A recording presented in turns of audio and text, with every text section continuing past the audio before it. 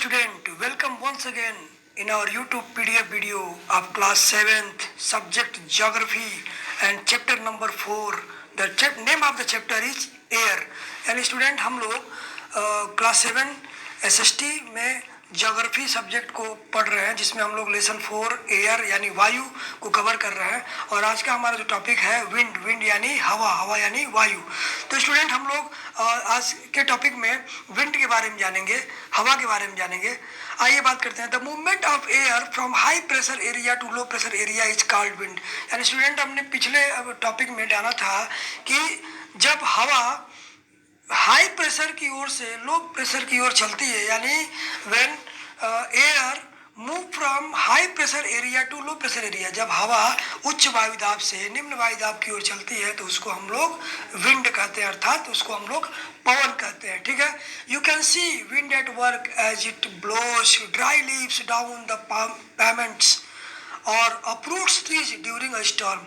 यानी स्टूडेंट्स आपने देखा होगा जब हवा चलती है तो जो पेड़ के सूखे पत्ते हैं वो आपको रास्ते पर या फुटपाथ पर गिरे हुए नज़र आते हैं, या कई बार जब हवा बहुत तेज अर्थात तूफान का रूप ले लेती है तो आप देखते होंगे कि आपको सड़कों पर उखड़े हुए पेड़ तूफान की वजह से नीचे गिरे हुए नज़र आते हैं। Sometimes when the wind blows gently you can even see it blowing away smoke और फाइन डस्ट। और कई बार आपने देखा होगा कि जब हवा बहुत आराम से चलती है तो आप देखते होंगे कि धुआं उड़ता हुआ आपको दिखाई देता है, या जो फाइन डस्ट है अर्थात जो धूल के बहुत बारीक कण हैं वो आपको हवा में उड़ते हुए दिखाई देते हैं। हालांकि स्टूडेंट हम लोग तो हवा तो देखा नहीं है किसी ने, क्योंकि हवा तो दिखाई नहीं देता है, लेकिन हवा के द्वारा जो चीज़ उड़ाई जाती है उसको देख करके हम हवा को एहसास करते हैं, हवा को फील करते हैं। At times when wind can be so strong that it is difficult to walk against it. और कई बार स्टूडेंट्स ऐसा होता है कि हवा इतनी प्रबल इतनी तेज वेग में होती है कि उसके सामने हम लोग खड़े होना भी या उसके अगेंस्ट चलना भी मुश्किल होता है। You must have experience it is not easy to hold an umbrella on a windy day. कई बार आपने देखा होगा कि जब हम लोग बरसात के समय जब छाता लेके चलते हैं और हवा बहुत तेज़ होती है तो कई बार छाता हमारे हाथ से छूट जाता है, छाता पलट जाता है और वो हमारे हाथ से छिटक करके दूर चला जाता है। यानी बहुत तेज़ हवा के मौसम में ये अम्ब्रेला भी होल्ड करना मुश्किल होता है। Think of some other examples when strong wind have created. Students आप उस समय के को याद करिए, यानी पहले किसी समय को याद करिए जब तेज हवा के चलते आपको समस्या का सामना करना पड़ा हो। Winds can be broadly divided into 3 types. हवा को हम लोग मुख्य रूप से 3 भागों में बांटते हैं। अब आइए बारी बारी से जानते हैं। The first is permanent winds.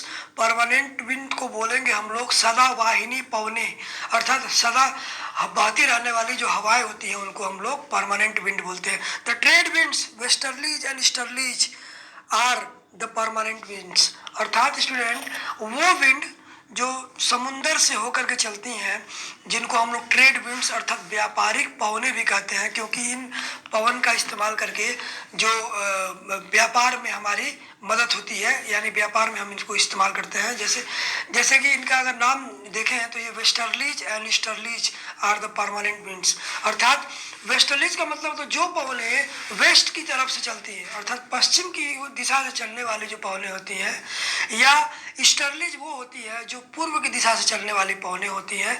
तो इनको इनके डायरेक्शन के अकॉर्डिंग वेस्टर्लीज या ईस्टर्लीज। वेस्टर्लीज को हम लोग हिंदी में कह देंगे पछुआ पवने और ईस्टर्लीज को हम लोग हिंदी में कह देंगे पूर्वी पवने। ये परमानेंट विंड है स्टूडेंट, याद रखिएगा। अगर आपके एग्जाम में आ जाए क्वेश्चन 1 मार्क्स में कि नेम 2 परमानेंट विंड्स, तो आप लोग वेस्टर्लीज और ईस्टर्लीज लिख सकते हो। This blows constantly throughout the year in a particular direction. और ये भी ध्यान दीजिएगा स्टूडेंट, ये पूरे साल एक भी डायरेक्शन में बहती रहती है।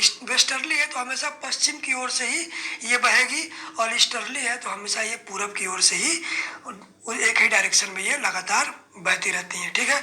अब आइए नंबर सेकंड है सीजनल विंड्स। सीजनल विंड्स क्या होती हैं? सीजनल विंड्स का मतलब होता है स्टूडेंट मौसमी पवनें, अर्थात वो पवनें जो एक पर्टिकुलर मौसम में ही बहती हैं। This winds change their direction in different seasons, और ये जो पवनें होती हैं ये अपना डायरेक्शन सीजन के अकॉर्डिंग चेंज करती है, अर्थात मान लीजिए समर सीजन है या विंटर है या जो भी सीजन है उसके अकॉर्डिंग ये अपना डायरेक्शन यानी ये अपनी दिशा बदल देती हैं। For example monsoon in India, उदाहरण के लिए जो भारत में मानसून होता है जो जून के महीने में स्टार्ट होता है, तो ये मानसून का जो मानसूनी पवन होती हैं वो सीजनल विंड्स अर्थात मौसमी पवन के अंतर्गत आती है। अब आइए थर्ड की बात करते हैं local winds. This blows only during a particular period of the day और year in a small area. ये लोकल विंड्स होती है इनको हम लोग स्थानीय पवनें बोलते हैं, अर्थात क्षेत्रीय पवनें जो कि एक लोकल एरिया में ही सिर्फ बहती हैं।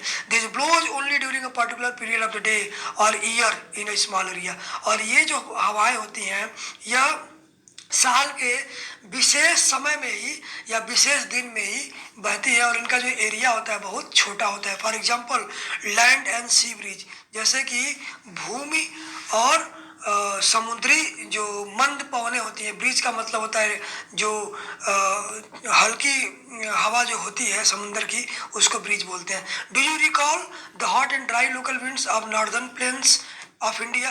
क्या आपको याद कर सकते हो गर्म और शुष्क जो स्थानीय पवन या क्षेत्रीय पवन है उत्तर भारत की? आपको रिमेम्बर है, ये याद है? इट इज कॉल्ड लू।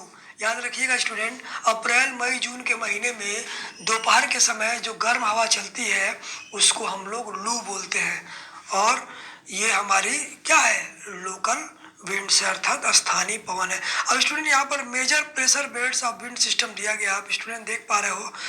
इक्वेटोरियल रीजन है, equatorial low pressure. So student जो ये डोलड्रम्स होता है इसको हम लोग शांत वायुदाब पेटी भी कहते हैं। इट मीन दैट इक्वेटर के दोनों तरफ 10 डिग्री जो एरिया है 0 डिग्री के दोनों तरफ, यहाँ पर जो होता है ये निम्न वायुदाब की पेटी होती है, अर्थात हवा की जो गति होती है वो शांत होती है, ठीक है। अब वहाँ पर देख पा रहे होंगे आप नॉर्दर्न ट्रेड विंड, ये जो स्टूडेंट दिखाई दे रहा है ना आपको एरो, ये जो एरो दिखाई दे रहा है आते हुए नीचे की ओर आते हुए, ये नॉर्थ ईस्ट ट्रेड विंड है, अर्थात पूर्वोत्तर व्यापारिक पवन है। इसी तरह इसके नीचे आएंगे तो साउथ ईस्ट ट्रेड विंड है, यानी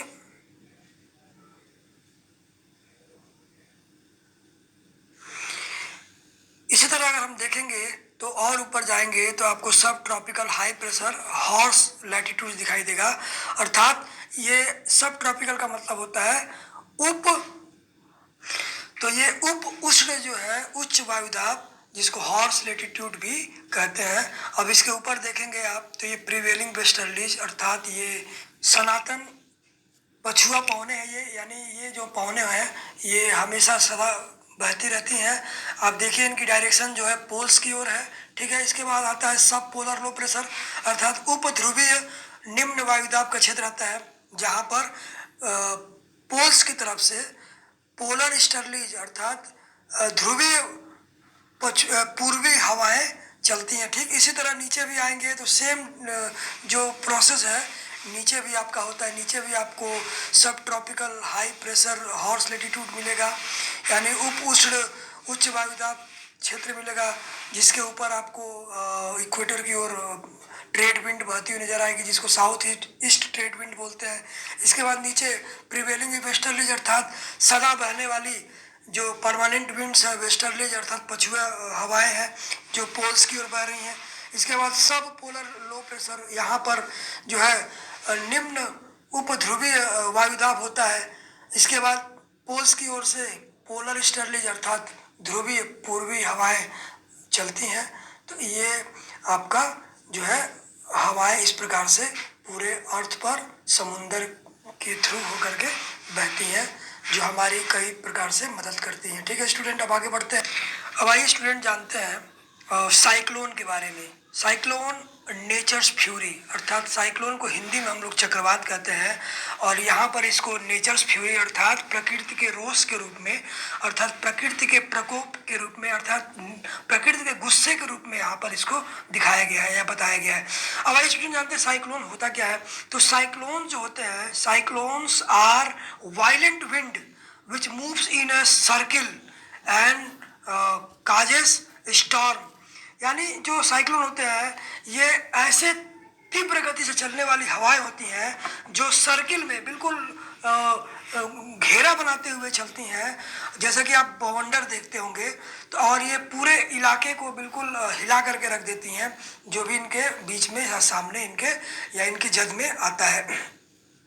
यहाँ पर एग्जाम्पल दिया हुआ उड़ीसा का। उड़ीसा में जो है 18 अक्टूबर 1999 को बे ऑफ बंगाल में, यानी 1999 को बे ऑफ बंगाल बंगाल की खाड़ी में तूफान जो है उठा साइक्लोन के रूप में, और इसने उड़ीसा जो शहर थे उनको बुरी तरह प्रभावित किया। Hit 5 districts of the state, और इसने उड़ीसा के 5 जो जिले थे उनको बुरी तरह प्रभावित किया। Another super cyclone occurred on the 29 अक्टूबर 1999, अर्थात 1999 29 अक्टूबर को एक और भयानक सुपर साइक्लोन अर्थात एक महाचक्रवात आया था, और जिसने डिवेस्टेट कर दिया पूरे एरिया को, अर्थात पूरे उड़ीसा राज्य को बिल्कुल तबाह करके रख दिया। अगर हम बात करें इसके डैमेज की, तो आप जानते हो इसमें न केवल प्रॉपर्टी का लॉस होता है बल्कि इसमें बहुत बड़े पैमाने पर जान माल की भी हानि होती है। और ये होता क्यों है? The damage caused were mainly due to 3 factors. जो चक्रवात का जो के द्वारा जो डैमेज होता है वो 3 तरीके से होता है। पहला विंड वेलोसिटी, दूसरा रेन, एंड थर्ड जो है टाइडल सर्ज। सो स्टूडेंट जो 3 जो फैक्टर्स हैं आपको, यानी विंड वेलोसिटी अर्थात वायु वेग अर्थात पवन की जो गति होती है, रेन यानी वर्षा, और टाइडल सर्ज का मतलब जो चक्रवात के बाद जो समुद्री जो जल एक ज्वार के रूप में यानी बहुत तेजी से जो वो तट की ओर आता है, वो पूरे इलाके को, तटीय इलाके को तबाह कर देता है। जब ये चक्रवात आया था 29 अक्टूबर 1999 को, तो ये 260 किलोमीटर और 36 घंटे तक ये चला था। अब आप समझ सकते हैं स्टूडेंट कि ऐसी परिस्थिति में क्या हो सकता है। जो पेड़ थे वो अपनी जगह से, अपनी जड़ों से उखड़ गए और इधर उधर बिखर गए। कच्चा जो घर थे वो सारे के सारे तबाह हो गए, बर्बाद हो गए। जो मकानों की जो छतें थी वो भी उखड़ करके बेकार हो गई। इसके अलावा जो व्यापारिक शेड वगैरह थे यानी इंडस्ट्रियल जो एरिया थी वो भी पूरी तरह से चौपट हो गई। पावर सप्लाई, इसके अलावा जो भी लोगों का आम जनजीवन था पूरी तरह से वो बेकार हो गया। चक्रवात के बाद सबसे जो बुरा स्थिति होता है वो हैवी रेन होता है, और ये रेन जो है कंटिन्यू कई दिनों तक लगातार ये चलता रहता है, जिससे कि बहुत हैवी जो है फ्लड आ जाता है ऐसे इलाकों में। नदियाँ हमेशा वो उफान पे चली जाती हैं। तो उड़ीसा में ये ऐसे कई साइक्लोन्स के अटैक हो चुके हैं। और the cyclonic winds cast tidal waves that swept 20 kilometre, अर्थात चलो इमेजिन करिए कि जब ये साइक्लोन विंड्स आती हैं तो ये जो इसका जो टाइडल वेव्स है अर्थात जो ज्वारीय जो हवाएं हैं यानी समुंदर का जो पानी है उसको 20 किलोमीटर अंदर तक उसको बहा करके वो लेके चली जाती हैं। इससे आप अंदाज़ा लगा सकते हैं कि कितना भयानक नुकसान हो सकता है।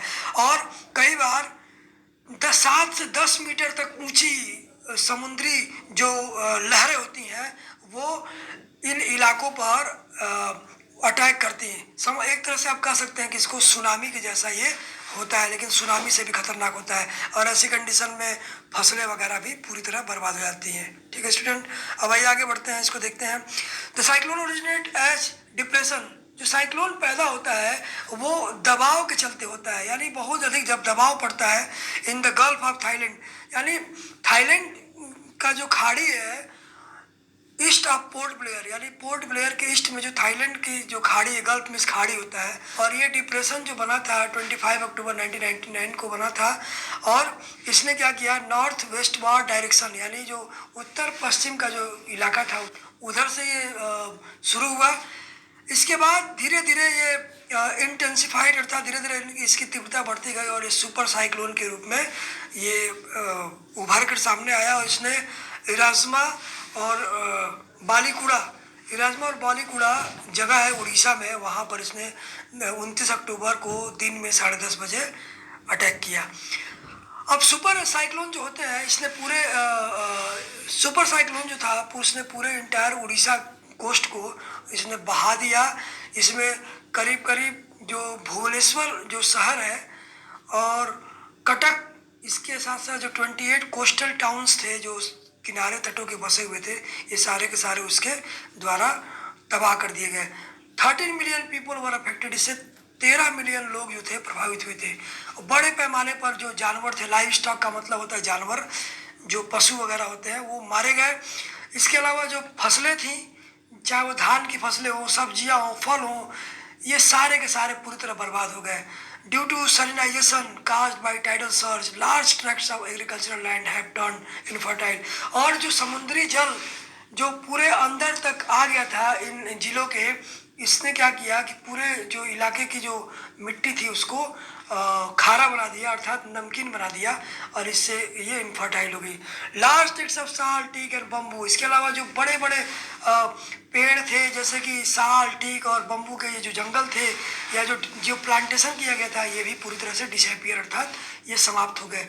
The mangrove forest between Paradip and Konkan vanished. इसके अलावा जो मैनग्रोव फॉरेस्ट थे अर्थात जो दलदली वन थे जो तटीय इलाकों के किनारे होते हैं, पारादीप और कोंकण तटीय इलाकों में, ये भी पूरी तरह से समाप्त हो गए।